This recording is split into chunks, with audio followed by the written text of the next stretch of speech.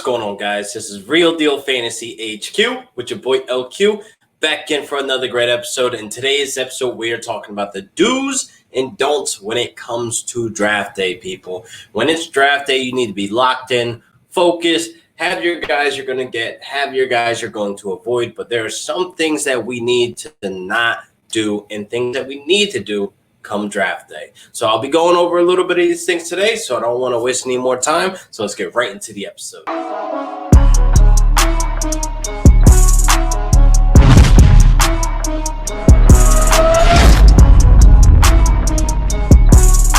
So today we got the do's and don'ts. I know a lot of people like to turn up, get lit, but we need to focus and lock in so we can bring home the gold. So obviously the number one don't is to drink and draft, people. Drinking and drafting can lead to disaster teams. You'll wake up the next morning or you'll look later on once you're sobered up like, damn, why the hell did I do this? Why did I grab this guy in the 4th round when I could have gotten him in the 8th round?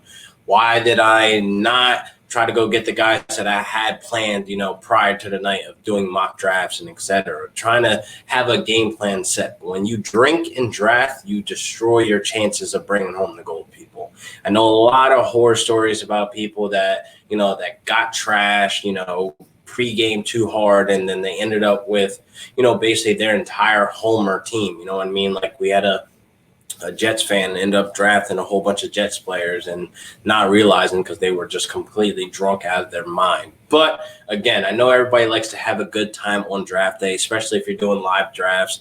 It just doesn't make sense to get drunk and then trying to build a team that you want to establish to bring home the gold, people. So I think that's the obvious rule number one, not to drink and draft.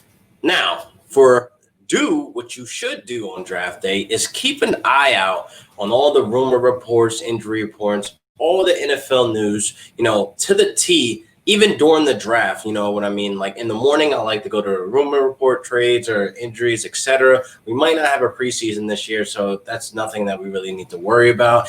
Training camp issues, training camp, battles that are starting to shift closer to draft day. A lot of you guys draft early, but me, I draft literally at the end of August to where we're going into, week 1 that next week. So I like to draft later where all these kinks and all these, training camp battles are out of the way. But now we're in a weird time where there's COVID.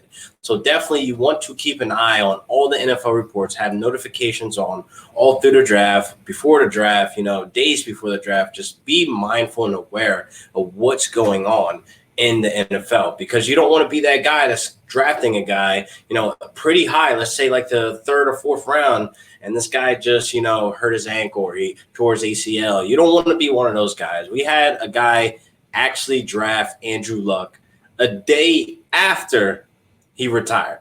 That's because that's just you not paying attention to social media, or you not paying attention to, TV, NFL Network, ESPN, whatever it is, Bleacher Report. That's just you just being, living under a rock. We all have those guys that aren't like 100% fantasy, who aren't focusing. Just don't let that be you if you are a guy who's 100%, into fantasy. Don't let something go under the radar to where it's like something so obvious as an injury, or if like this guy catches COVID, he's going to be down for 2 weeks, so he might not play the first 2 weeks of, the regular season. That's something you need to establish and something to be aware of. Definitely come draft day. Now, my next don't.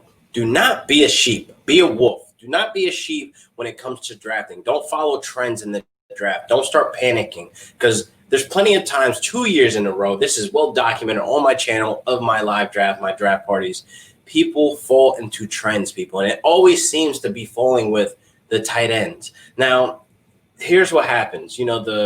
The first tight end off the board this year will probably be, Kittle or Kelsey. Doesn't matter. When they go back-to-back, I'm okay with that. But when you go Ertz after that, and then you go Hunter Henry after that, or it'll be Mark Andrews this year, that's literally following the trend, people. There's no reason why there should be 4 tight ends or 5 tight ends back-to-back in the same round. You know what I mean? That's just following a trend. That's you getting caught up in the hype, you panicking, hitting that panic button, because we've seen it, the first annual year of my draft party with, Nate. Sorry I had to put your name out there, but that's exactly what happened. We had Travis Kelce go off the board. We had Gronk go off the board, and then he followed up with Zach Ertz in the second round. Woohoo. You know what I mean? It wasn't a terrible pick itself. It's just that he could have waited to get Ertz.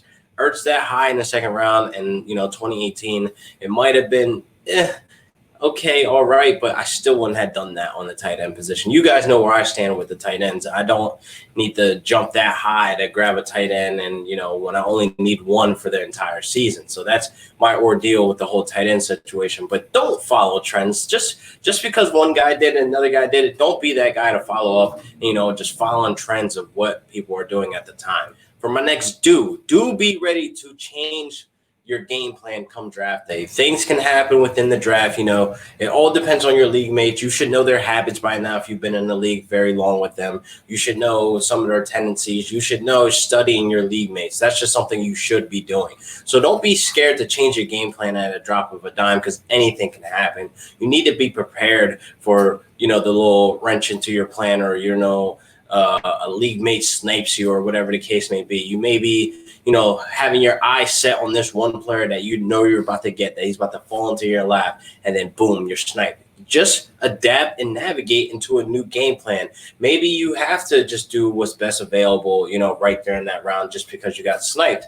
But you can change your expectations going after that. So if you're doing a running back strategy and then you get sniped, why not pick up the best available wide receiver right there in the second round if that's what's, the best available for you at that position? So that's also something you need to keep in mind. Don't go, 5 rounds straight of wide receivers. I wouldn't recommend that whatsoever. You need to just spread it around to where you're hitting all major stud points into your running back, your wide receiver, or even if quarterback, if you're getting Patty Mahomes or Lamar Jackson. That's definitely something that, I'm really a fan of now, being that those two studs are putting up crazy amount of points. So it's like you just need to be ready at all costs. You need to just have your game plan, I guess an alternate game plan, a plan B, a plan C, a plan D, and etc. So don't be just, focused and set on this one plan, this strategy that you got going in the draft day, because it can easily be messed up. So just have something in your back pocket, something up the sleeve to where you can change it, where you can freak it and you can surprise these guys and still be able to bring home the gold. Now, this is my biggest don't. This starts the day after the Super Bowl. Matter of fact, I'm being over dramatic. This starts probably after the NFL draft. Do not talk about your players. Do not talk about players that you have your eye on, your sleepers, to your league mates, your friends, or whoever. Just keep it under wraps. Because once you start talking about a certain person, you might be sparking an idea for another guy who's probably going to just reach in your draft to go get him, and now you're screwed looking like, damn, I was waiting on him. So I think most of the people that watch my channel and some of my league mates, they know I'm a big fan of Jonnu Smith. So I made a video about him. I've been talking about him for months now. So, of course, somebody in my league are going to get him. They're going to reach. They might get him in the 10th round, where I'm thinking, personally, I can get him in those later rounds, like the 13th round. But, hey, that's part of the game. That's part of what I do. So I have to, put some type of information out there about the sleepers or guys that I think are going to break out. But for you, come draft day, don't be, at the draft talking while you're around other people. Like, yeah, I think this guy's gonna be really good. Yeah, man, he just got there. He's with the Steelers now, or he's with the Cardinals now. I think he's gonna be great. The QB, he really plays to his favor. Blah blah blah. When you start yapping at the mouth during draft day, that's when other people are like, hey, I do need a quarterback, or hey, I do need a running back. I picked before him. I picked 3 spots before him. I could just grab that guy and he'll be screwed. There's no friends in fantasy football, people. It's cutthroat season. That's the name of my league, cutthroat season. So you just need to just keep your mouth shut, go up there, be a silent killer, and get your players and bring home the gold. Now, this is another do. Do be aware of bye weeks. Bye weeks can kill your team. Bye weeks can sneak up on you later in the season, or even early in the season, where you have a lot of guys that have the same bye week, and now you're scrambling for trades. Now you're scrambling just for, waiver wire. I had a league mate who had 7 players with the same bye week. That was a terrible decision on his part, but that's just him not paying attention to the bye weeks when he's drafting these players. Sometimes I actually can admit that I had opportunity to grab, the best available at this position, but he had the same bye week as, as a stud that I had in a wide receiver position. So I actually passed up on him just for that because I didn't want to deal with that headache because I already had like 2 or 3 people with that same bye week. So I definitely didn't want to put myself in a hole there. So I just had to, finesse it, navigate, and find the next best available because there's a time where you're going to be sitting like week 11, I think. Yeah, week 11, there's still a bye week there. And you're going to be sitting there, you're like, damn, I got this playoff run. I need to win this game. Then boom, here you are with 6 to 7 players or even 5 players, with the same bye week. And now you're not having that star-studded, team that you started out with that you went, let's say you went like 9-0, 10-0, and et cetera. But now you're about to take this L because you got too many players the same bye week. So do be aware of bye weeks. Bye weeks do matter, people. Now, this is a don't. I don't want – you could be this guy, but I don't want you to be this guy because I'm not going to be that guy. Don't go trade hungry. Don't be the deal guy during the draft, after the draft, before the draft. It's just insane that people do this, that they try to be trade hungry. They're trying to ship their entire 4th, 5th, 6th, 7th round picks all for one guy. Don't be trade hungry, people, especially during the draft. There's guys that are in my league that have been trying to trade players mid-draft. It's like the 4th round. They're trying to trade their 1st round pick already. For what? You don't even know how this guy's going to turn out. Or you got guys that are in later in the draft like, look, I gave my 13th round pick, for a freaking, I don't know, a Giovanni Bernard. I don't know. Stupid stuff like that. I'm a guy that likes to sit, wait, and see how my team is the first couple of weeks before I make that first trade. I even went an entire season without any trades. 0 trades. Made it to the playoffs, made it to the championship. 0 trades. I did lose, but 0 trades. It's possible. If you draft well, if you win on draft day, you shouldn't have to be worrying about trades unless it's injuries or a guy's traded to a new team, their value decreased just because of that, or whatever the case may be. But don't be that guy draft day or after draft day or before draft day trying to be trade hungry. I don't like guys like that. It's like, what did you draft your team for? Like, was your entire team bait? Like, what is the point? I don't understand it. I'm not a big fan of it. I like to see what my team is about, what I'm coming away with into at least 4 to 5 weeks to see how things are shaping up. If I go 0-5, then all right. Then obviously I need to make some adjustments. I need to make some trades. But if I'm sitting here at like, let's say 4-1, like I'm not going to try to go trade hungry because I should be fine those first 4 to 5 weeks.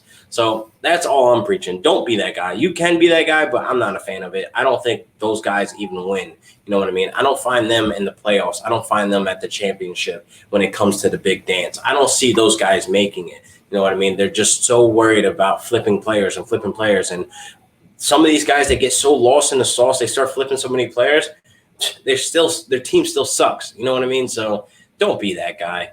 Now, for my next dude, this is very important for live drafts or even, online drafts. Do be on time, people. It's very important to be on time, to be locked in, to be focused, to have your pregame, snacks or treats or whatever the case may be, your drinks, your Monsters, your Red Bulls, whatever.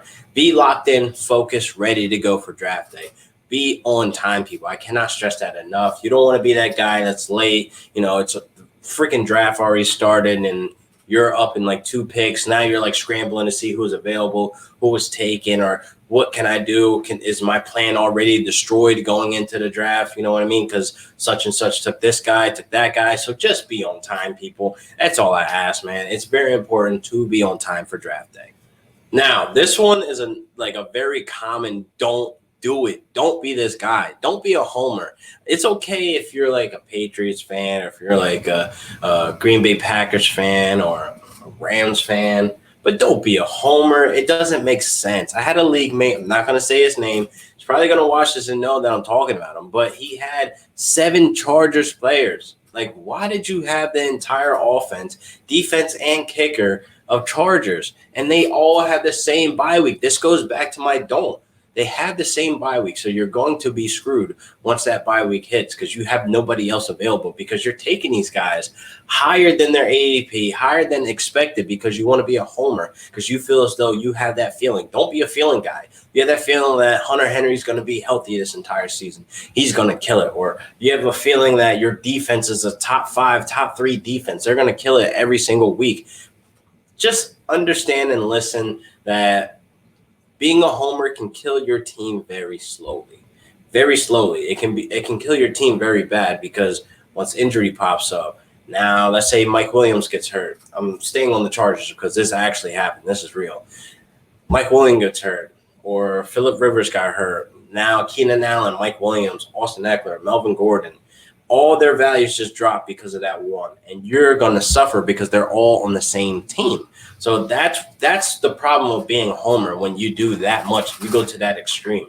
Now, I have another guy in my league. He keeps on taking kickers in the 6th or 7th round, which is like just insane to me. He kept taking freaking Steven Gronkowski, the kicker, old kicker for the Patriots. I'm like, what are you doing? And then follows up the next round, 8th or 9th round with the Patriots defense. So it's like things like that. Those should have been your last 2 picks.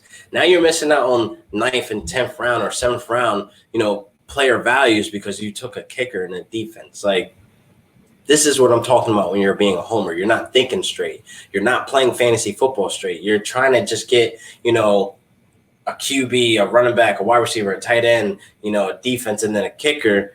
But that's literally too early to be grabbing a kicker in a defense. That's just you being a homer. That's just you knowing that you have a good kicker on your team and you believe your defense is the best defense out there. Even though the Patriots defense did fucking kill it that year.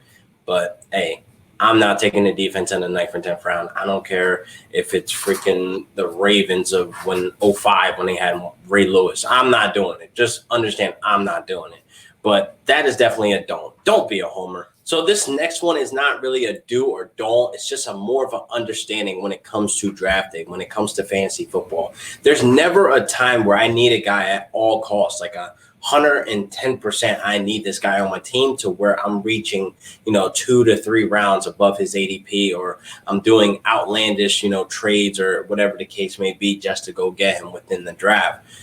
There is a time where I need to avoid a guy at all costs. If it's injury, if it's age, if it's the new team that he landed on, or whatever the case may be. There is a time where you need to avoid a guy at all costs. There's never a time where you need to have a guy at all costs. So that's just more of an understanding of how you need to just navigate and strategize to be able to still get that guy that you're looking for. There is the saying, if you want a guy, go get your guy. But I'm not a true, firm, 100% believer of that, to be jumping 2 to 3 rounds just to go get a guy on my team where I'm missing out on value in those other, rounds. So that is more of an understanding that I want you guys to come away with. So again, there isn't a guy that I need 100%, 110, 1,000% at all costs that I need to get that allows me to reach, that makes me want to reach, I should say. But there is guys out there that I need to avoid at all costs. So that was my do's and don'ts of fantasy football when it comes to draft day, people. You need to have these tools, these understanding, lock in, focus, bring home the gold. That is the most important thing about fantasy football. So I hope you guys came away with some good knowledge. I hope you guys enjoyed this episode. And I'll see you guys next week for another great episode of Real Deal Fantasy HQ with your boy LQ. Peace.